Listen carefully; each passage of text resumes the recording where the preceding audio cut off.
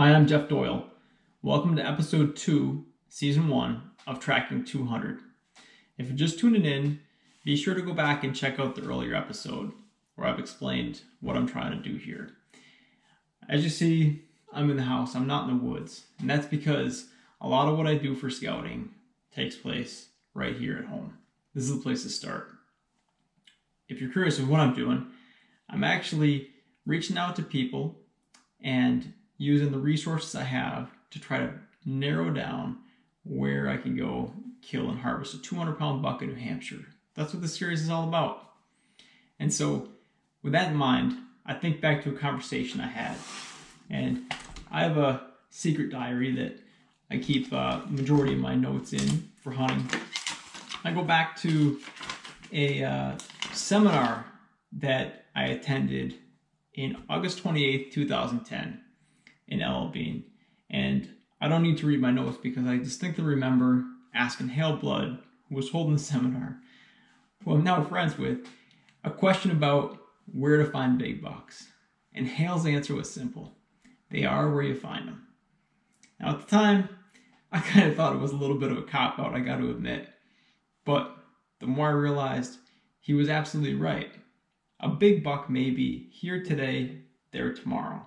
And so what I need to try to do, and what I've done with my e-scouting program, guiding, and just generally spending a lot of time in the woods harvesting bucks, is got to know the woods a lot better. But that's not enough to get a 200-pounder. And that's what I'm trying to do here today. I want to find where's the place I need to be, when do I need to be there, and where are those places that I can find a buck that's over 200 pounds. And so, taking Hal's advice, I started with the New Hampshire summary, harvest summary from 2018. Now, I actually went back and looked at 2017, 16, 15, and 14, analyzed the data. And some of the information I got from that is you have bow season, muzzleloader season, and regular firearm season.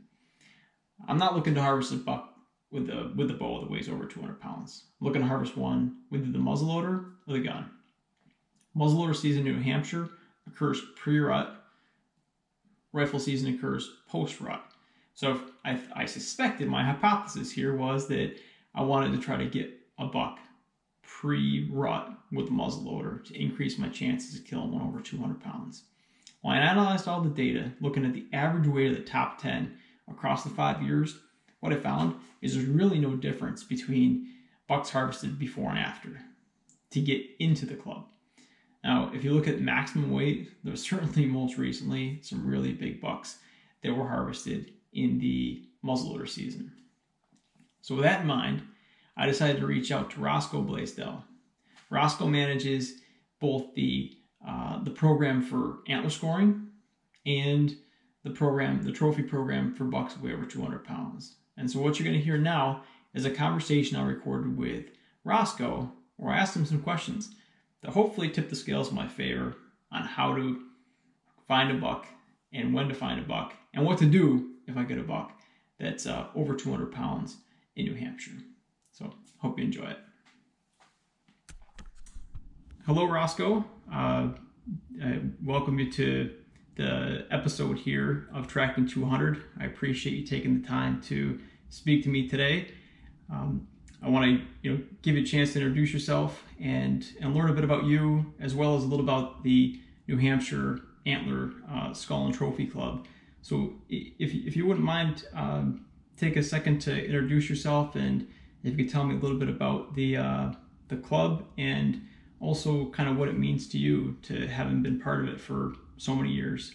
Oh, okay, yes. I'm a land surveyor living down in southern New Hampshire. I'm from northern New Hampshire, but gotta go where the work is. But I was hunting one day. I got a good buck on a mountain. I took it to the recording station, and there's a guy there with a big buck, Charlie Foote, and I just started talking and said, boy, I know we've got some good deer in New Hampshire, and we probably got Boone and Crockett's, but there's no record book. Nobody's ever done anything. He says, yes, we have.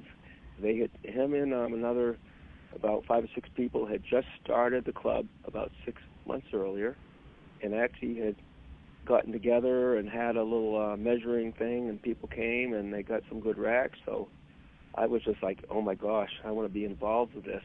So probably 6 months later, they said, well, we're going to be having showing some people how to measure, and you're invited. So I went, and I just it was perfect. I mean, after I got certified, I probably measured $60 that year. I went to every taxidermist in the area. I was just so happy to do it. And New Hampshire does have Boone and Crockett bucks. We probably have probably about 50 or more, and we got some tremendous deer, like the Clucky buck. That's like over 187 inches. That's a world-class deer shot in New Hampshire. So. Absolutely. I've seen pictures of that. Absolutely. I imagine you've had your hands on it. Yeah, I personally got to measure it at my house, so that felt good. But so the club's going strong.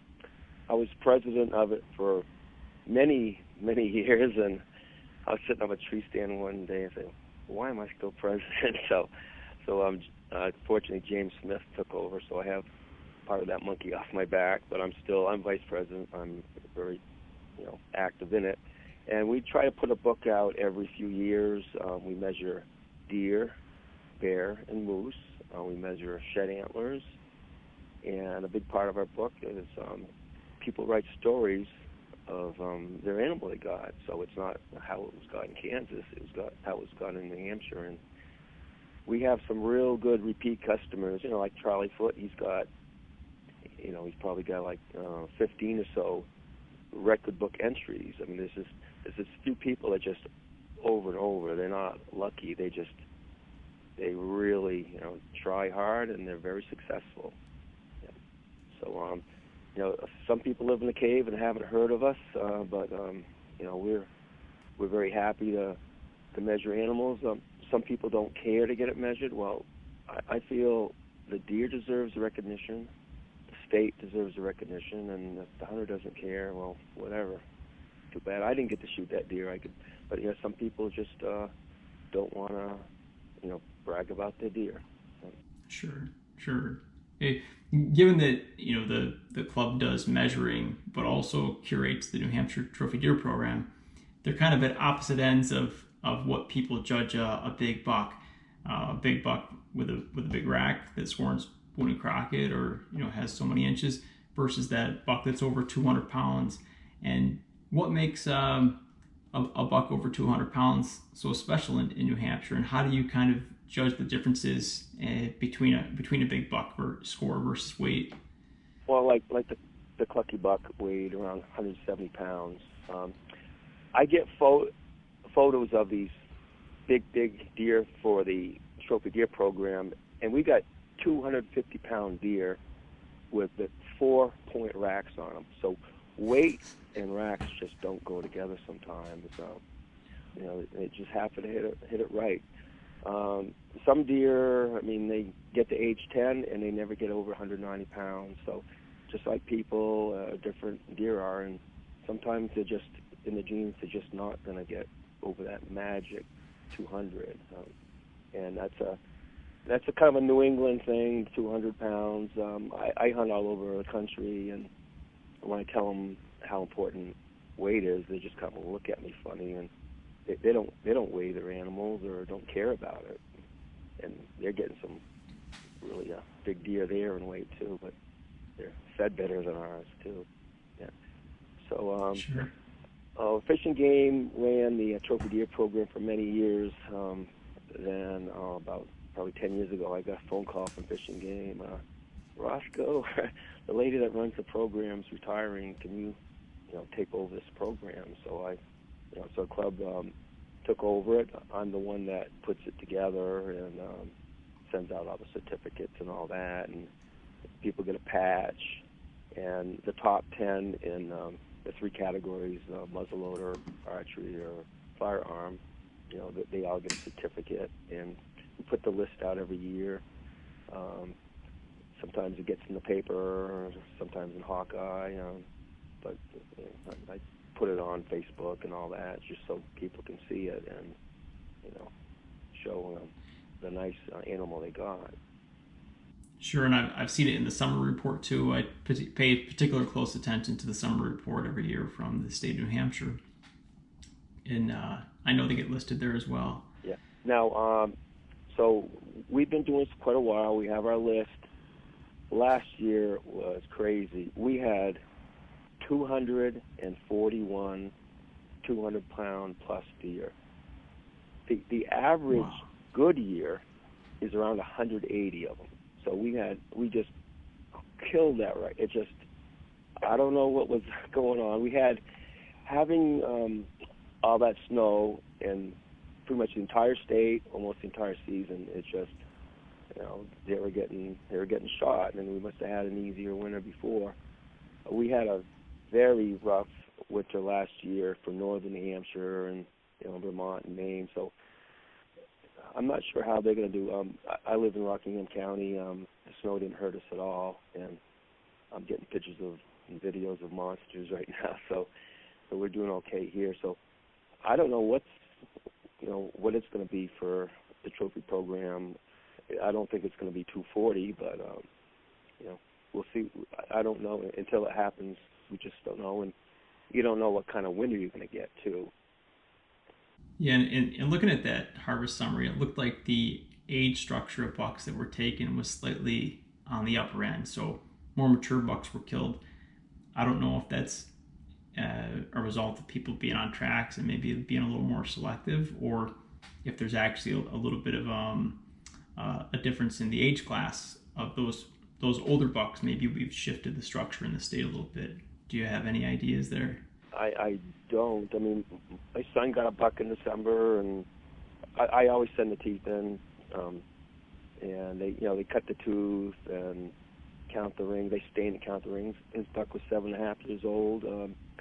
I got a 15-pointer 2 years ago that was 10.5 years old. So deer do get old, if they're lucky. Yeah. But I'm not. Yeah, I didn't really study the age structure. All right. Yeah, they have to be lucky around you if they want to get old. I got one in Vermont, 11.5 years old, and wow. I mean, 11.5 years of me chasing it, coyotes chasing it, bad winters. So it was a real lethargic-looking deer. So they do get old. They get real old in zoos, but they get old in the woods too.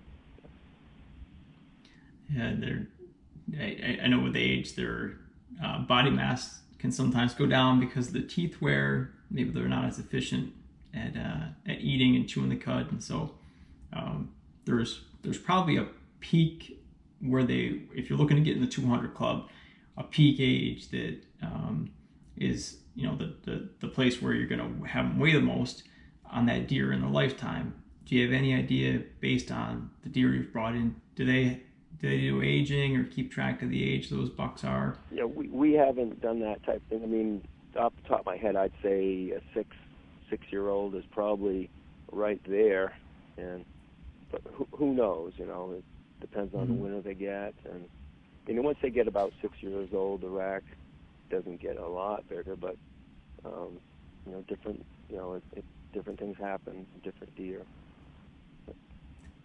So if I'm looking this year to try to harvest a 200-pound buck, and it wouldn't be the first year I'm trying,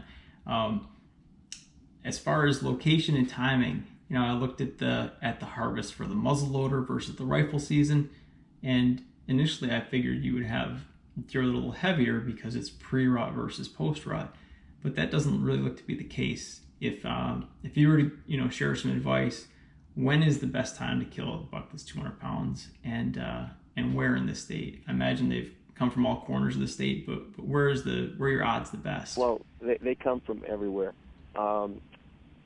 Pittsburgh used to have 20 to 25 200-pounders every year. Now Pittsburgh has about 5 or less generally.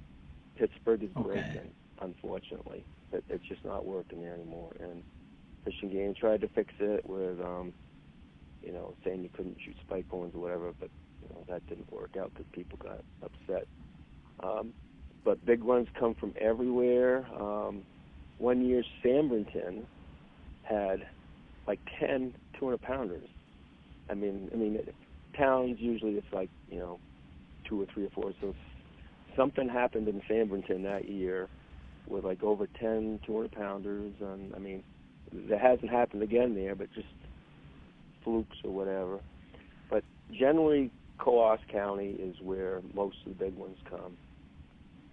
All right. And we have a lot of big ones come in muzzleloader season on the top end ones because they haven't really hit the rut yet. They just haven't lost that weight. My son got his 175-pound buck in like the 6th or 7th of December. Well, that was a 200-pound buck November 1st. So they certainly lose their weight a lot. But I just like to get out during the early rut, and that's a lot of good ones are shot then. But they're taking the whole month. But the longer you wait, they are losing pounds, but their antlers stay the same unless they've been fighting too much. So say someone gets a real big buck. What are some of the things they can do to ensure that they get it weighed properly and get it into the program? Well, not everyone's prepared to get a 200-pound buck. It just happens. So when it's your lucky day, you go to report it, and then bingo, it's over 200. So hopefully at the checking station they have the hunting digest there, and right in the back of it there's a form you fill out. So you just fill out the form, put the weight down, and the person at the station that weighed it, they have to sign it and witness it and all that. Now, you're not allowed to go shopping for weights. You can't keep taking it to all the checking stations because some checking stations have lousy scales. I know that. We can't force them to buy brand new, $2,000 scales, so it's unfortunate. If you think you're going to a place with a bad scale, well, you're supposed to take your deer to the closest registration station, so good, register it, but don't weigh it. And then go to your favorite official registration station, and at that place, get it weighed. Because we're not going to let you just saying with measuring antlers. It's not a perfect system, and I might measure one, another guy measures it an inch higher or lower. So you can't keep getting 5 people measuring it. And, okay, I'm an inch here. The first one is the official one. Yeah. Okay. And after you fill, a lot of people they register their deer, and the weight gets written down. It's 230 pounds or whatever, and Fish and Game knows about it. Then 6 months later, the guy will call me. Why didn't I get a patch? Why didn't I get on the list? And I tell them, why didn't you read the directions? Fish and Game's not going to give us all this. The hunter is required to mail us the certificate. If they want to get a patch and all that, they have to, my address is on the bottom. If you want a patch, it's a $5 fee. The patch costs us $5, so we just about break even. So there's a lot of misconceptions. A lot of people at the checking station, oh yeah, the state will take care of it. No, they won't. Read the directions. All right. In looking through the list of 2018, it looked like one really big buck had got harvested in muzzleloader season. I think it was 278 pounds. And before our call here, I was looking through this little encyclopedia I keep, and I think it's the Gilman buck that been weighed on a livestock scale at 310. Those are just monstrous bucks. I mean, what's the biggest buck that you've had the opportunity to have your hands on in New Hampshire? Well, my hands-on, I've measured deer that were 260 pounds, stuff like that, and I've seen them, and it's just a different animal. It's just, a 200-pounder is huge, but when you see 260, it's just another oh my God. And to get them out, dragging one like that. Yeah. Wow. And I know we've had 300-pound deer, but you got to get it officially weighed. We're not going to, just because your uncle's second cousin's brother said it weighed 300. No, it has to be, officially weighed. Now, I know some of these deer have lungs and heart in them, but what can you do? You get some, person at the check-in station, they're not going to want to look in the chest cavity. So, it's kind of the honor system. You hope, so you have to take all the heart and lungs and stomach out. You can leave the sexual organs there, and I always do anyways, because in case I pop the bladder and all that in the woods, I can not have 2 hours of festering and urine. so it gives me another half a pound. But we have had some, ones that are over 300. I know they were, but they just didn't do what they had to do. Wow. Well, I hope that end of the season I'm sending in a patch this year. That's the goal, and hopefully there's a lot of other successful hunters. Yeah, I mean, I just thrive on seeing other people's success. It's the hometown, spirit. I mean, I'll go to other states and say, oh yeah, we got a 278-pound buck this year, and we got some Boone and Crockett. It's just that hometown feeling that you like to get that feeling. Yeah, and I think we'll have some viewers that are out of state, and I hope this gives them a better understanding of what it means to get a buck that's 200 pounds, and what it means in New England to have a big buck. You can have big racks and big bodies. Well, some people put down trophy hunting and all that, but when the Red Sox play, yeah, it's nice when they win a game, but don't you want them to win the pennant? That's getting a 200-pounder. You won the pennant. You get the big trophy. So some people I'm not a trophy hunter, I'm a meat hunter. Well, if there's a 200-pounder standing next to a doe or spike-horn, which one are they going to shoot? So when people get lucky, we like to award them. They got lucky sometimes. Sometimes their hard effort got them a couple of 200-pounders every 5 years. So, and they deserve recognition too. If you look in our record book and these lists, you're going to see the same names over and over again. They're just really good hunters, down-to-earth people. They keep to themselves, and it's just a passion for them. It's a passion for me and our measurers in the Antler Club, the Hampshire Antler Skull Trophy Club. Well, I appreciate the time to talk to you, Roscoe. I hope to meet you in person here at some point in the near future, and I wish you luck in your 2019 season. All right? Okay, well, thank you. Well, I just got off the phone with Roscoe. What a great guy. I really do hope I get to meet him soon. And now we know what the New Hampshire Trophy Deer Program is all about. This wraps up Episode 2, Season 1 of Tracking 200. If you haven't subscribed already, go ahead and hit it. That way you'll be alerted to when Episode 3 comes out. I'm planning to include some upcoming episodes on filming. I know a lot of people have requested that, as well as some additional scouting.